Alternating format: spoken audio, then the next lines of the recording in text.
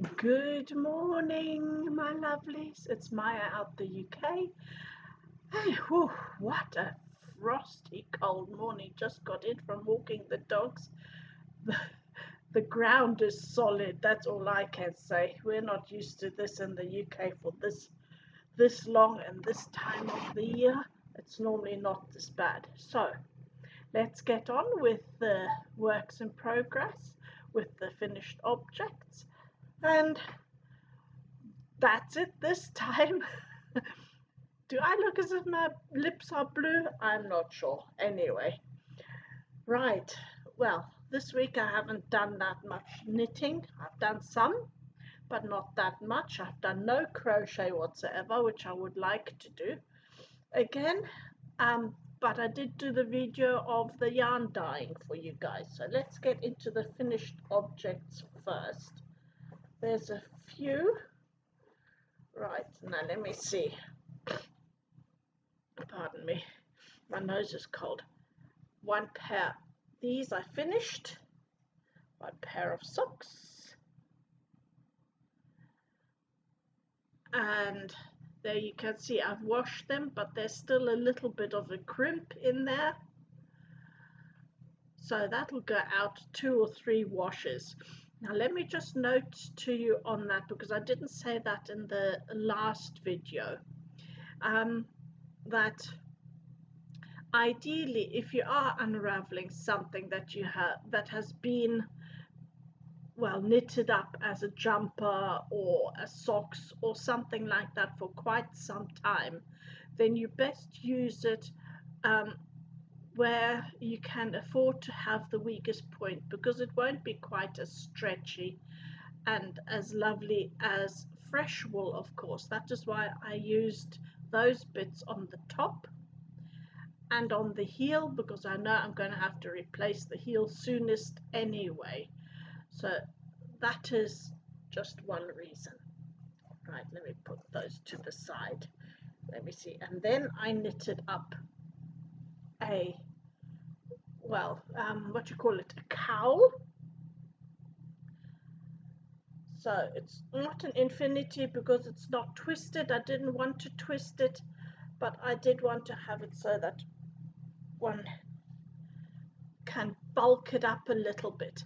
I have a cowl in this that I knitted this way round in garter stitch, but that's a bit too bulky and a bit too close. I wanted something that was sort of in between, but that if necessary I can stretch, twist and tighten up. So then I've got that fitting to my hat and my beret, which I also still have.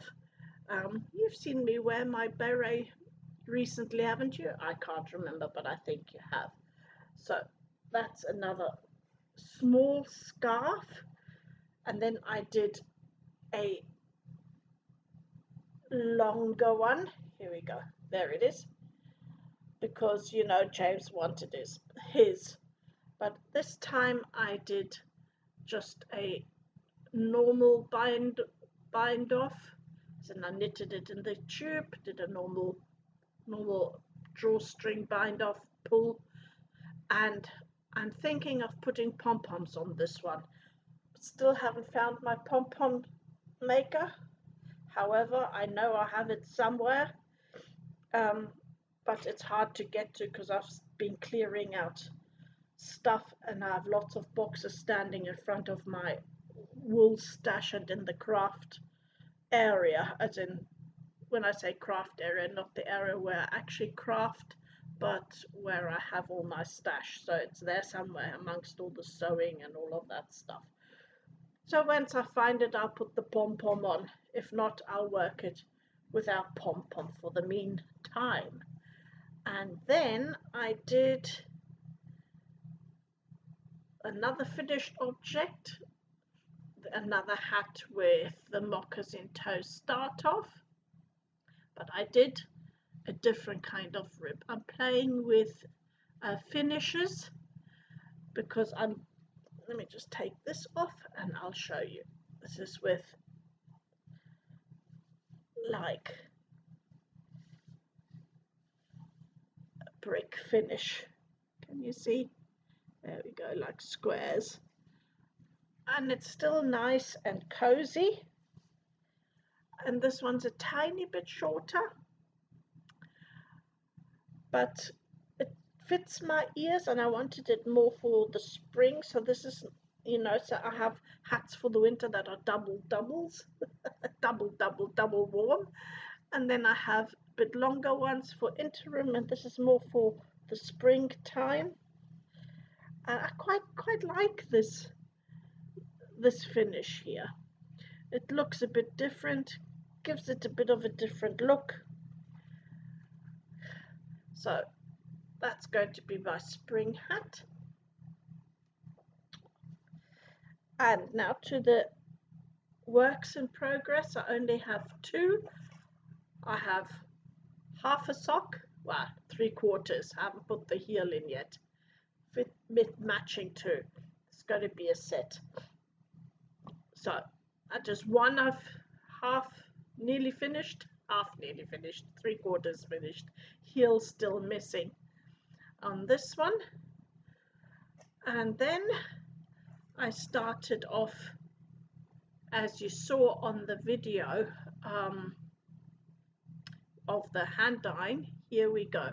This is what it turned out to be. Unfortunately, it's not daylight, so the colors are a bit distorted, but this is going to be a mitt. I haven't put the thumb in.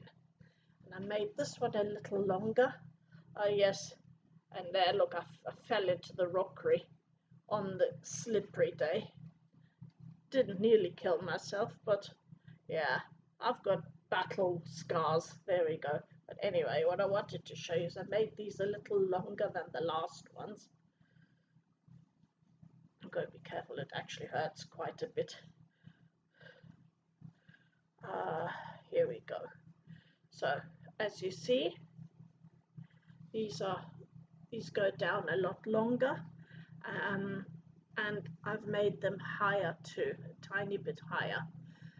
This is a bit wibbly wobbly. I don't know, my tension last night wasn't really on, but it will even itself out once it's been washed. And I haven't put the thumb in yet. So I tell you what, when you look at the video, I told you that I washed the yarn properly this time, and that I put like the tiniest amount of